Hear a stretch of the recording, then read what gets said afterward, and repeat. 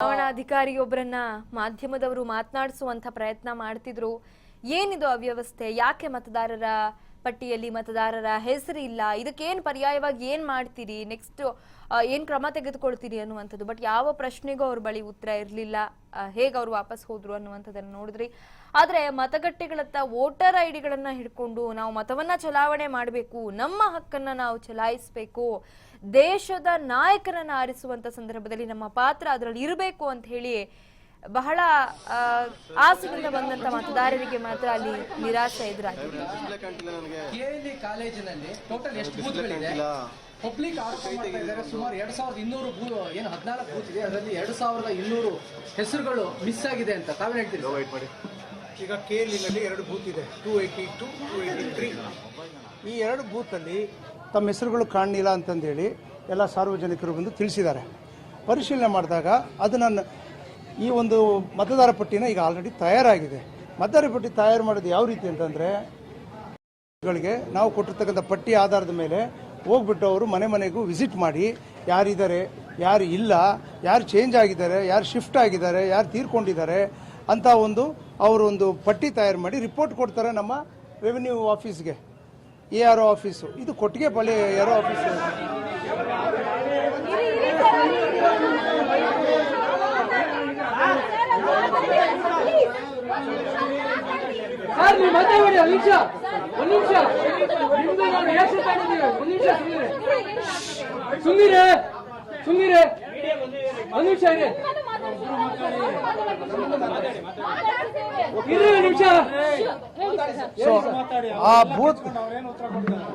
Booth level ಏನು officers ಇದಾರಲ್ಲ, ಅವರು ಹೋಗಿ ಪರಿಶೀಲನೆ ಮಾಡಿ ಕೊಟ್ಟಿರ್ತಕ್ಕಂಥ ವರದಿ ಆಧಾರದ ಮೇಲೆ ಅಡಿಷನ್ ಆಗಲಿ ಡಿಲೀಷನ್ ಆಗಲಿ ಹೊಸ ವ್ಯಕ್ತಿಗಳಾಗಲಿ ನಾವು ತಯಾರು ಮಾಡ್ತಾರೆ ನಮ್ಮ ರೆವಿನ್ಯೂ ಆಫೀಸರ್ಸು.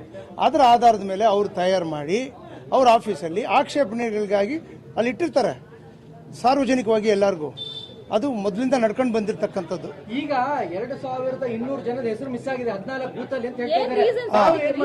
ಈಗ 2 ಬೂತಲ್ಲಿ, ಒಂದು ಬೂತಲ್ಲಿ 282 ಡಿಲೀಟ್ ಆಗಿದೆ, ಇನ್ನೊಂದು ಬೂತಲ್ಲಿ 301 ಡಿಲೀಟ್ ಆಗಿದೆ ಅಂತ ನನಗೆ ವರದಿ ಬಂತು. ಅದರ ಆಧಾರದ ಮೇಲೆ ನಮ್ಮ ARO ಅಧಿಕಾರಿಗೆ ತಕ್ಷಣವೇ 1 ಗಂಟೆಯಲ್ಲಿ ಯಾಕೆ ಇಷ್ಟು ಡಿಲೀಟ್ ಆಗಿದೆ ಅಂತ ವರದಿ ಕೇಳಿದ್ದೀನಿ.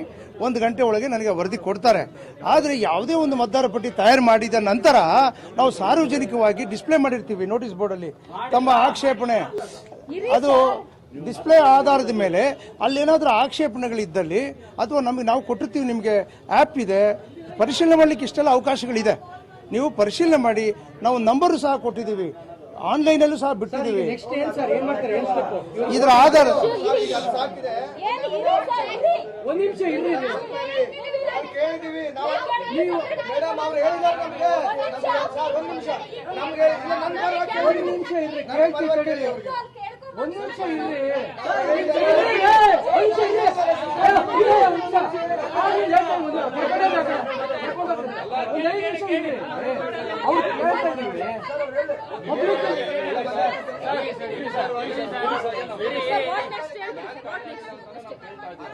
ನೋಡಿ, ಈ ಹಂತದಲ್ಲಿ ನಾವು ಈಗ ಮತದಾನ ಚಾಲನೆ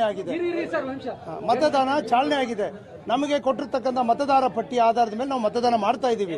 ನಿಮಗೆಲ್ಲ ಅವಕಾಶ ಕೊಟ್ಟಿದ್ವಿ, ನೀವು ನಿಮ್ಮ ಹೆಸರು ಇದೆಯಾ ಇಲ್ವಾ ಅಂತ ನೋಡಿ ಅಂತೇಳಿ ತಮಗೆ ಸಾಕಷ್ಟು ಅವಕಾಶ ಕೊಟ್ಟಿದ್ರು ಸಹ ನೀವು ಅದೆಲ್ಲ ಉಪಯೋಗಿಸ್ಕೊಳ್ದೆ ಕೊನೆ ಹಂತದಲ್ಲಿ ನಮ್ಮ ಹೆಸರಿಲ್ಲ ಅಂತ ಬಂದು ತಾವು ಇದು ಮಾಡ್ತಾ ಇದ್ರಿ.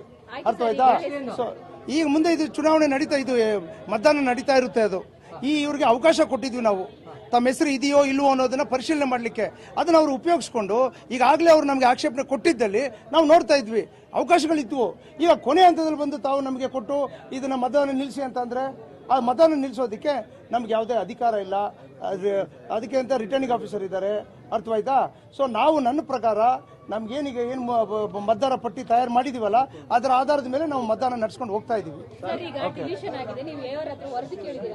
ನಾನು ARO ಅವ್ರ ಹತ್ರ ಯಾಕೆ ಇಷ್ಟು ಡಿಲೀಷನ್ ಆಗಿದೆ ವರದಿ ಕೊಡಿ ಅಂತ ಕೇಳಿದ್ದೀನಿ.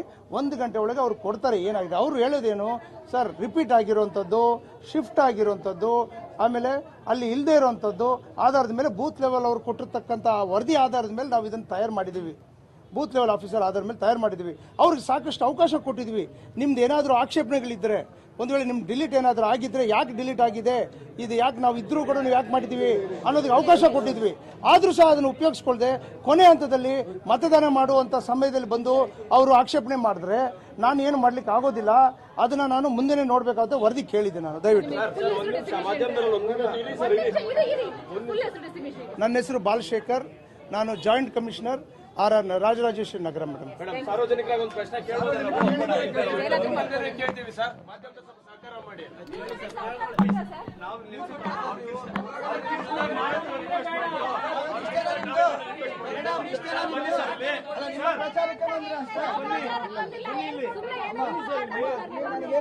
ನಿಮ್ಮ ಪ್ರಚಾರಕ್ಕೆ ಬಂದ್ರೆ ಇಷ್ಟ, ನಮ್ಮ ಪ್ರಚಾರಕ್ಕೆ ಏನು ಬರಲಿಲ್ಲ. ನಿಮ್ಮ ಪ್ರಚಾರಕ್ಕೆ ಯಾರು ಬಂದಿಲ್ಲ.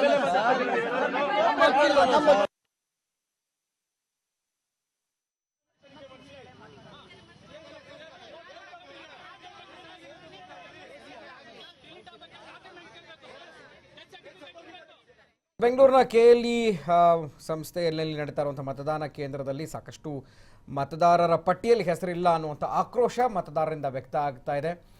ಏನೇ ಆದರೂ ಕೂಡ ಈಗ ಅದನ್ನು ಸರಿಪಡಿಸುವಂಥ ನಿಟ್ಟಿನಲ್ಲಿ ಚುನಾವಣಾಧಿಕಾರಿಗಳು ಕೂಡ ಅಲ್ಲಿ ಕ್ರಮವನ್ನು ತೆಗೆದುಕೊಳ್ತಾ ಇದ್ದಾರೆ. 1 ಗಂಟೆ ಹೊತ್ತಿಗೆ ಎಲ್ಲ ಸರಿ ಮಾಡ್ತೀವಿ ಅನ್ನುವಂಥ ಮಾತನ್ನು ಅಲ್ಲಿನ ಮತದಾರರಿಗೆ ಸಮಾಧಾನ ಪಡಿಸ್ತಾ ಇದ್ದಾರೆ. ನೋಡೋಣ ಏನಾಗುತ್ತೆ ಅಲ್ಲಿ ಅಂತ.